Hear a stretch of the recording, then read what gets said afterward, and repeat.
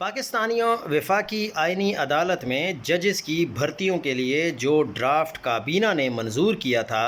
اس میں یہ شرط شامل تھی کہ امیدوار کم از کم 7 سال تک ہائی کورٹ کا جج رہا ہو۔ آج جب یہی ڈرافٹ سینٹ سے منظور ہوا تو اس شرط میں تبدیلی کر کے مدت کو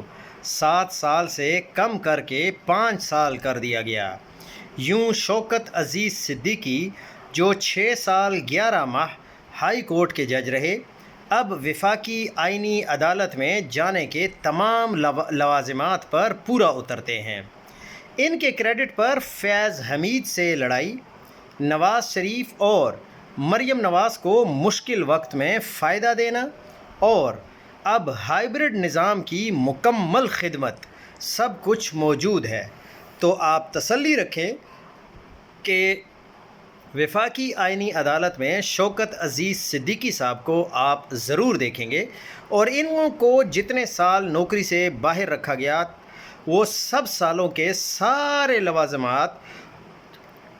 اور ان کی جو تنخواہیں اور جو کچھ ان کا پینڈنگ تھا وہ سارا کچھ ان کو ادا کیا جا چکا ہے۔